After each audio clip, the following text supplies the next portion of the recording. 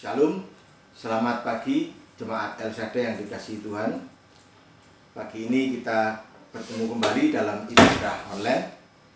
Mari sebelum kita mendengarkan firman Tuhan, kita akan mendengarkan sebuah pujian yang berjudul Bagi Tuhan Tak Ada Yang Mustahil. Setelah itu nanti Saudara Andrew akan berdoa untuk pemberitaan firman Tuhan. Ku yakin saat kau berfirman, ku menang saat kau bertindak. Hidupku hanya ditentukan oleh perkataanmu. Ku aman karena kau menjaga. Ku kuat karena kau menopang. Hidupku hanya ditentukan oleh kuasa-Mu.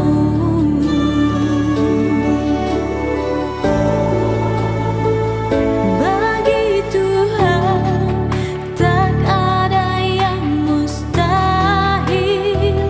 Bagi Tuhan tak ada yang tak mungkin. Mukjizatnya disediakan bagiku. Ku diangkat dan dipulihkannya. Oh, bagi Tuhan tak ada yang mustahil. Bagi Tuhan tak ada yang tak mungkin. Mukjizatnya disediakan bagiku. Ku diangkat dan dipulihkannya. Ku diangkat dan dipulihkannya.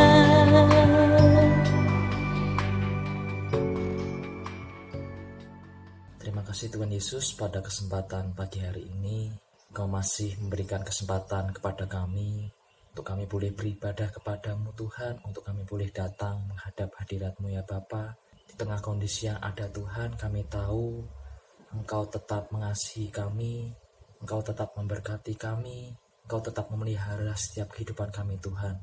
Bahkan janji firman-Mu berkata Tuhan, bahwa di dalam kelemahan kami, kuasa-Mu semakin sempurna nyata di dalam setiap kehidupan kami Tuhan. Dan pada kesempatan pagi hari ini, kami menyiapkan tanah hati kami yang terbaik untuk ditaburi kebenaran firman-Mu ya Bapa. Berfirmanlah Engkau di dalam kehidupan kami, taburkanlah benih firman-Mu di dalam kehidupan kami Tuhan, sehingga benih firman-Mu dapat bertumbuh, berbuah dan berlipat kali ganda di dalam setiap kehidupan kami. Tuhan urapi hamba-Mu yang akan mengambil bagian dalam pelayanan pada pagi hari ini. Kiranya Tuhan mengurapi, mengkuduskan, mengkhususkan Tuhan. Kau urapi dari ujung rambut sampai ujung kakinya Tuhan. Kami serahkan seluruh kehidupannya ke dalam tangan-Mu. Kiranya pemberitaan firman-Mu yang ia beritakan Tuhan, semua boleh berasal dari Engkau Tuhan. Dan maksud hati Tuhan boleh dinyatakan bagi kami sidang jemaat-Mu Tuhan. Terima kasih, kami siap menyambut firman-Mu dengan penuh sukacita. Hanya di dalam nama Tuhan Yesus Kristus kami telah berdoa dan mengucap syukur Tuhan. Haleluya. Amin. Baik Bapak Ibu dan Saudara yang dikasihi Tuhan Yesus, pagi hari ini saya memberi judul renungan kita adalah Masih Adakah Mujizat? Dalam kehidupan ini banyak orang berharap dalam hidupnya mengalami mujizat-mujizat. Sayangnya hanya sebagian atau sedikit orang yang dalam hidupnya benar-benar mengalami mujizat itu. Mengapa terjadi demikian? Pagi ini kita akan bersama-sama belajar tentang beberapa hal yang seringkali menjadi penghalang atau penghambat dalam hidup kita untuk bisa mengalami mujizat. Yang pertama, ketidakpercayaan. Nats kita terdapat di dalam Markus 6 ayat 1 sampai 6a. Saya akan baca ayat yang kelima sampai 6a. Di sana dikatakan, ia atau Yesus tidak dapat mengadakan satu mukjizat pun di sana, kecuali menyembuhkan beberapa orang sakit dengan meletakkan tangannya atas mereka. Ia merasa heran atas ketidakpercayaan mereka. Bapak, Ibu, dan Saudara yang dikasihi Tuhan, dalam kisah ini, ketika Yesus datang di Nazaret, di kota kelahirannya, ketika dia mengajar dengan luar biasa, dengan penuh kuasa, orang-orang takjub dan heran. Tetapi ketika mereka tahu siapa diri Yesus sebenarnya, apa yang menjadi reaksi atau respon mereka? Pertama, mereka kecewa. Mereka kemudian menolak dan kemudian tidak percaya. Karena apa? Karena ternyata Yesus itu adalah anak tukang kayu. Dan mereka merasa kecewa ketika tahu siapa Yesus. Dan disitulah kita bisa melihat dalam kehidupan kita sehari-hari. Kadang-kadang kita juga mengharapkan hamba Tuhan A yang mungkin mendoakan kita atau yang melayani kita. Tetapi ketika ternyata yang datang hamba Tuhan B, kita kemudian merasa kurang sreg, kurang mantep, dan sebagainya. Nah, salah satu penghalang utama dari ketidakmampuan kita mengalami mukjizat adalah karena ketidakpercayaan. Yang kedua, seringkali kita membatasi kuasa Allah dalam kehidupan kita, sehingga kita tidak bisa mengalami mukjizat itu. Seringkali pikiran, logika, dan akal sehat kita membuat batasan-batasan tertentu, sehingga kita tidak bisa atau tidak mampu untuk mengalami mukjizat itu. Yohanes 4 ayat 11 menjelaskan kepada kita, ketika terjadi percakapan Yesus dengan perempuan Samaria di Perigi atau di sebuah sumur, ayat 11 mengatakan, kata perempuan itu kepadanya, Tuhan, engkau tidak punya timba dan sumur ini amat dalam. Dari manakah engkau memperoleh air hidup itu? Bapak, Ibu, dan Saudara yang dikasihi Tuhan, pertanyaan perempuan ini seringkali juga muncul dalam kehidupan kita sehari-hari. Ketika kita menghadapi persoalan, ketika menghadapi masalah. Saat itu perempuan itu bertanya, Tuhan, kau tidak punya timba, sumur ini amat dalam. Nah, begitu juga ini adalah gambaran ketika kita menanyakan bahwa bagaimana cara Tuhan bekerja. Karena Tuhan, bagaimana sarananya? Tuhan, dengan apa engkau akan menolong aku? Kemudian kita juga seperti perempuan ini mengatakan, sumur ini amat dalam. Kita seringkali mengatakan, Tuhan, persoalanku rumit, persoalanku sulit, persoalanku susah sekali untuk mengurainya, untuk mengatasinya. Begitu juga ketika dengan sakit penyakit kita. Tuhan, sakitku itu sudah lama sekali. Tuhan, penyakitku parah, belum ada obatnya, dan sebagainya. Nah, seringkali pikiran, logika, dan akal sehat kita membuat batasan-batasan tertentu, sehingga kita berharap Allah melakukan mukjizatnya dengan seperti yang kita pikirkan, seperti yang kita bayangkan. Sama seperti perempuan Samaria itu, ketika Yesus menawarkan air kehidupan, dia membayangkan Yesus punya timba untuk sarana, untuk alat, untuk mengambil air. Tetapi seringkali itu semua membatasi kuasa Allah bekerja dalam kehidupan kita. Kemudian yang ketiga, seringkali kesombongan atau keangkuhan diri. Di dalam 2 Raja-Raja pasal yang kelima ayat 9 sampai 15, di sana diceritakan tentang kisah Naaman. Nah, apa yang dihadapi oleh Naaman? Naaman menghadapi masalah, dia sakit kusta. Pikirannya, orientasinya tertuju pada hasil supaya dia sembuh. Dia memiliki sifat sangat sombong dan angkuh.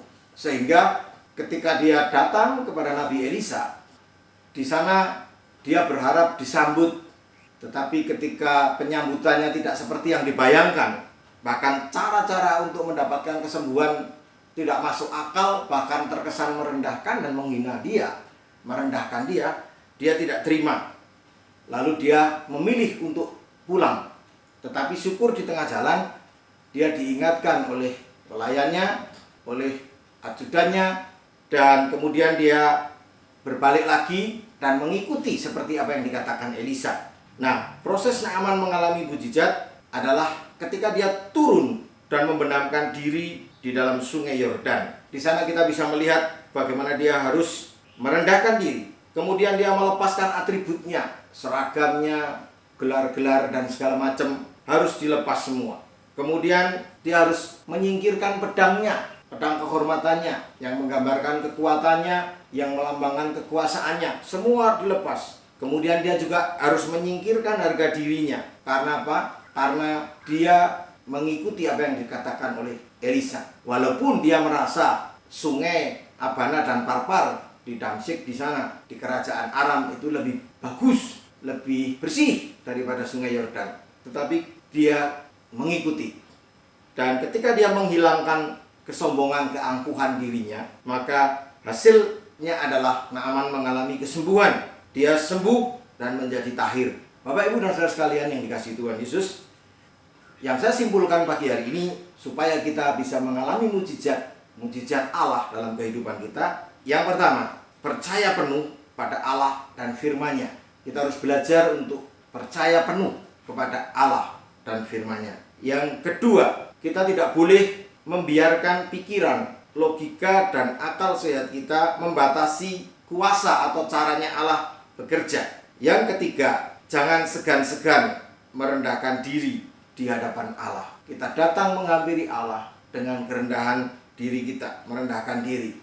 Segala keangkuhan, kesombongan kita tinggalkan. Dan akhirnya saya akan menutup dengan sebuah ayat di dalam Ayub 42 ayat 5 yang menjelaskan kepada kita, hanya dari kata orang saja aku mendengar tentang engkau, tetapi sekarang mataku sendiri memandang engkau. Pengalaman kisah Ayub ini mengajarkan kepada kita bahwa ternyata Ayub benar-benar mengalami kehadiran Allah dalam kehidupannya, menghadapi berbagai persoalan, menghadapi bencana, menghadapi kesulitan dalam hidup ini, sakit penyakit, tetapi pada akhirnya Tuhan memulihkan semua keadaan Ayub, sehingga dia bisa berkata di dalam ayat 42 ayat 5 yang mengatakan bahwa dulunya dia cuma mendengar tentang Tuhan, mendengar bagaimana Tuhan bekerja dari orang lain, tetapi dia benar-benar mengalami dalam hidupnya. Saya berharap Bapak, Ibu, dan saudara jemaat El Shaddai bukan juga hanya mendengar, tetapi mengalami dalam kehidupan ini pertolongan dan kuasa Allah melalui mujizatnya dinyatakan. Akhirnya selamat mengalami dan menikmati mujizat dari Tuhan. Tuhan Yesus memberkati kita sekalian. Amin. Bapak, Ibu, kita akan mendengarkan sebuah pujian, dan selanjutnya saya memohon Bapak Gembala akan menutup di dalam doa. Kekuatan di hidupku ku dapat dalam Yesus. Dia tak pernah tinggalkanku, setia menopangku, berseru berharap dalam Yesus.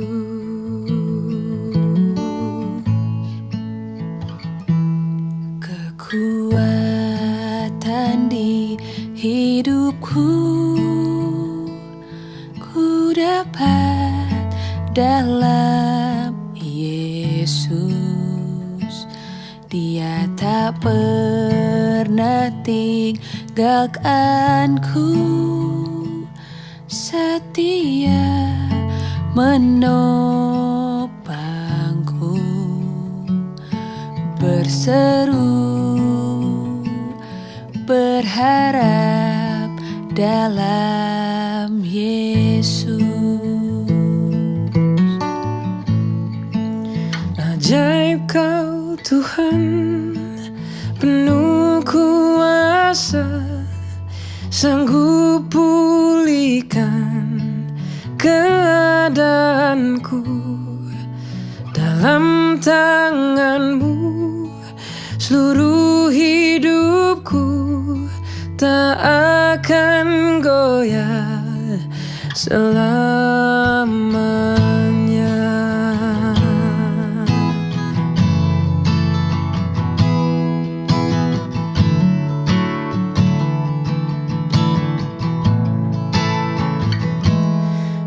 kekuatan di hidupku. Ku dapat dalam Yesus, Dia tak pernah tinggalkanku,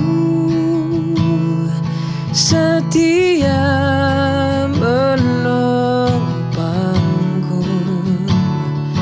berseru berharap dalam Yesus. Ajaib Kau Tuhan, penuh kuasa, sanggup pulihkan keadaanku. Dalam tangan-Mu seluruh hidupku tak akan goyah selamanya. Ajaib Kau Tuhan, penuh kuasa, sanggup pulihkan keadaanku. Dalam tangan-Mu seluruh hidupku tak akan goyah selamanya, tak akan goyah selamanya, tak akan goyah selamanya.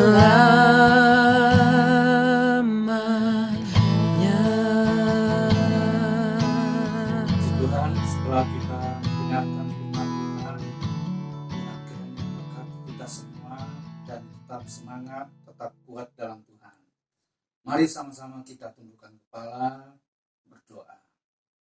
Kami bersyukur kepada Engkau ya Tuhan Yesus. Terima kasih untuk kekuatan firman-Mu bagi kami semua. Dan biar kami tetap ada di dalam Tuhan, sekalipun di masa yang sukar dan sulit. Tetapi Engkau selalu ada cara untuk menolong setiap kami yang berharap kepada Engkau. Berkatilah seluruh jemaat-Mu yang ada di GPD El Shaddai. Berkati dalam rumah tangga mereka, dalam usaha pekerjaan mereka, dalam pergumulan mereka. Tuhan yang senantiasa buka jalan bagi mereka. Apa yang tidak mungkin bagi kami adalah sesuatu yang mungkin oleh karena Tuhan. Dan apa yang kami rindukan kepada Tuhan, kuasa-Mu tetap masih nyata sampai pada saat ini. Terima kasih Tuhan, dan memberkati hamba-Mu yang Tuhan sudah pakai untuk menjadi saluran berkat bagi kami semua. Terima kasih Bapa di sorga. Terpujilah bagi nama-Mu kekal selama-lamanya. Dan itu sebabnya, mari Tuhan, kedangkan tangan-Mu dan tumpangkanlah di atas setiap kami. Dan kami akan mengakhiri dalam ibadah kami dan turunkan berkat-Mu yang melimpah di dalam berkat nama Allah Bapa, Putra dan Roh Kudus, yaitu dalam nama Tuhan Yesus Kristus. Haleluya. Amin.